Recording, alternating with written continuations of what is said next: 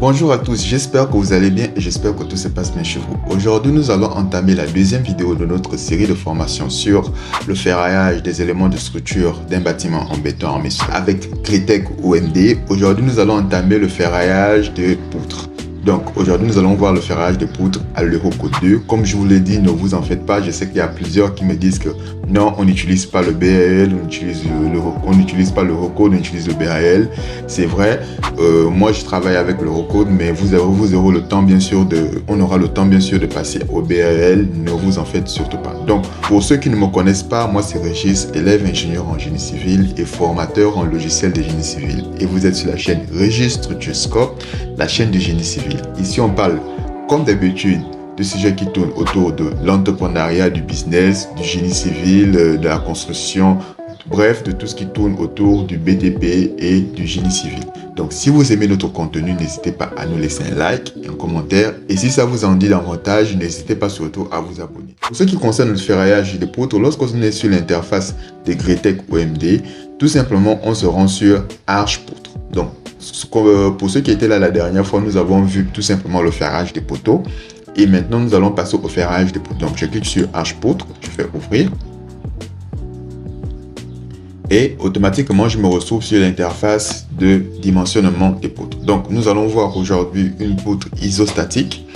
Et nous allons essayer de faire le ferraillage, de paramétrer le ferraillage de cette poutre isostatique. Donc, pour ceux qui, comme d'habitude, pour ceux qui connaissent bien sûr le logiciel Greatech OMD, ici nous avons l'interface principale, ici nous avons les différents paramètres de la section que nous pouvons tout aussi modifier ici dans les hypothèses.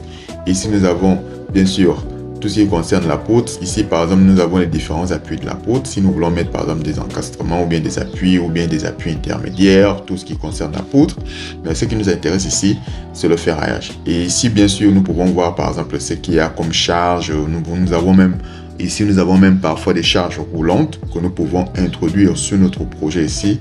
Bien sûr, on pense que Greatech ne peut pas faire ce que le fait, par exemple, Robot Structural Analysis pour les charges roulantes. Mais là, nous allons voir ici saisir des charges roulantes sur la travée active. Donc, si nous sommes en train de dimensionner, par exemple, une poutre et que nous voulons faire comme si c'était une poutre de pont, nous pouvons le faire, bien sûr, sur Greatech OMD. Donc, pour ce qui concerne le reste ici, nous avons bien sûr ce qui nous permet de paramétrer ou bien de nous déplacer, ou bien de configurer notre interface ici. Par exemple, ici pour les deux flèches, nous avons par exemple, si nous avons plusieurs poutres, ça nous permet de partir d'une poutre après l'autre. Et si nous avons ce qui est DXF pour importation ou bien exportation du fichier DXF, et bien sûr la lampe ici qui est notre indicatif que nous devons surveiller lorsque nous sommes en train d'utiliser le logiciel. Pour cette lampe, vraiment, lorsqu'elle est allumée en jaune ou en rouge, cela voudrait dire que votre élément de structure a toujours des problèmes. Et lorsqu'elle est tout simplement éteinte, cela voudrait tout simplement dire que votre élément de structure est parfaitement dimensionné. Donc, comme d'habitude, nous allons tout simplement commencer par l'application des charges. Donc, qu'est-ce que nous allons commencer par faire comme application des charges? Si nous allons commencer tout simplement par, disons que nous allons mettre sur notre projet une charge nodale. Donc, une charge nodale, donc nous venons ici sur charge ponctuelle. Et comme charge ponctuelle ici, nous allons ajouter une charge ponctuelle. Voilà, je mets charge ponctuelle. Et si j'ai envie de mettre un nom ou bien quelque chose comme ça, je peux mettre. Ici, par exemple, comme cas de charge, nous allons faire une charge permanente. Nous allons mettre cette charge-là comme étant une charge permanente. Et ensuite, nous allons lui donner une valeur, par exemple, disons de 10 ou bien, disons, 30 kN. 30 kN. Donc, ici, si nous mettons déjà le G ici à 30 kN, cela ne vaut la peine de revenir ici, de mettre les différents paramètres qui sont P0, P1, C, Q et R. C'est tout simplement des paramètres. Si vous voulez par exemple dissocier les différentes charges en mettant par exemple des charges P0, P1, C pour par exemple dire si on a une charge permanente, une charge d'exploitation, une charge qui appartient aux cloisons, une charge qui appartient disons à la poutre elle-même, parce que P0 c'est le poids propre de la poutre. Et P1 c'est par exemple une charge qui vient par exemple comme ça être ajoutée, et C c'est par exemple une charge, je sais plus, de cloisonnement, quelque chose comme ça. Et R aussi c'est une charge, c'est la charge accidentelle si je ne me trompe pas bien. Donc Si toutes ces charges-là, si vous n'avez pas besoin de mettre toutes ces charges-là de manière précise, vous pouvez tout simplement venir ici et mettre tout simplement la valeur max, donc la valeur de la somme de toutes ces charges. Et ici, tout simplement, pour l'abscisse, disons que nous allons mettre l'abscisse à, disons, 2 mètres. Voilà, 2 mètres. Donc, à 2 mètres. Donc, ici, ça va. Je peux presser pour le nombre de répétitions. Moi, chez moi, je vais juste mettre une seule charge. Voilà. Donc, elle est à 2 mètres et ma poutre fait 7 mètres. Donc, ça aussi, je vais le modifier. Donc, je me ferme tout simplement. Et vous voyez qu'il m'a mis la poutre il m'a mis la charge ici à 2 mètres. Maintenant, pour ce qui concerne les paramètres de la section et de la travée, donc, moi, par exemple, comme section comme longueur de travée de départ, moi, je vais par exemple dimensionner une poutre qui vaut 5 mètres. Et ensuite, pour la section ici, disons que je vais fermer et ensuite, je vais venir cliquer ici. Donc, pour la section ici, ce sera une section d'une poutre isostatique rectangulaire, pas une poutre en T. Donc, pour le bas ici, je vais mettre tout simplement 0.3. Pour le H ici, disons, on va partir sur du 0.4. Non, je vais partir plutôt sur du 0.25 et du 0.4. Voilà. Et je ferme. Donc, automatiquement, ma poutre a été paramétrée. Je vais maintenant lui appliquer une charge, des charges uniformément réparties. Disons que je vais lui appliquer par exemple une charge uniformément répartie. Donc, je charge ma charge. Je lui dis par exemple ici, je vais mettre par exemple perm 1. Donc, je mets perm 1. Et ensuite, je mets 4 charge permanente. Ici, par exemple, je vais par exemple dire que c'est une charge de 10 kN par mètre linéaire. Donc, ici, voilà. Et je vais lui demander, je vais lui dire que c'est une charge tout simplement appuyée sur tout le long. Donc c'est sûr, ça c'est une charge répartie sur toute la travée. Donc, et tout simplement, je vais fermer et automatiquement, vous voyez, il y a une charge qui s'applique ici. Et maintenant, je vais lui mettre une charge d'exploitation. Donc, je vais toujours ajouter et je vais lui mettre une charge d'exploitation, disons peut-être de 9 kN. Disons 9 kN ou bien disons non, je vais pas mettre une charge d'exploitation, je vais plutôt mettre une autre charge permanente, disons une charge qui s'applique sur lui, disons une charge de 5 kN. Voilà, juste pour mettre comme ça, charge, on va mettre une autre charge permanente. Voilà, donc là j'ai 2 charges permanentes, une charge ponctuelle. Et ensuite, je vais tout simplement venir sur béton armé pour les hypothèses de béton armé. Donc, qu'est-ce que nous allons faire pour les hypothèses de béton armé? Comme nous avons vu avec la poutre, le poteau en béton armé, nous allons paramétrer tout simplement nos hypothèses de béton armé. Donc, qu'est-ce que nous allons mettre? Donc, pour le FCK, disons, je vais mettre 25. Pour ce qui concerne le FYK ici, disons, je vais mettre 500. Et pour le FWYK, je vais aussi mettre 500. On va un peu faire la différence. Et ici, pour le B, ici, je vais mettre tout simplement la classe B. Donc, pour la ductilité de la C, je vais mettre la classe B. Pour la masse volumique du béton, 2,5 tonnes. Le cuvelage, on laisse tel quel. L'exposition, on met un X0. La durée d'application, on met prolongée. Pour le reste ici, on décoche tout ça. À l'ELU, pour les combinaisons, pour les coefficients de sécurité, à l'ELU, pour le gamma C, on laisse 1,5. Gamma E, on peut laisser 1,5 ici. Et pour le gamma S, on laisse 1,15. La méthode, les sigma limite ou sigma critique, c'est comme vous voulez. Le béton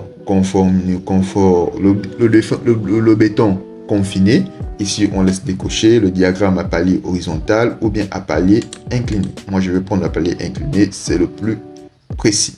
Et pour le fouillage du béton, on peut laisser tel quel. Pour la classe de ciment, on met normal. Et c'est tout pour les hypothèses de béton armé. Maintenant, pour les hypothèses, pour les armatures, tout simplement, disons que pour les armatures, je vais laisser tout simplement le 8, le 10 et le 12 ici. Et ici, je vais aller jusqu'au 20. Et je vais tout simplement fermer ici. Voilà.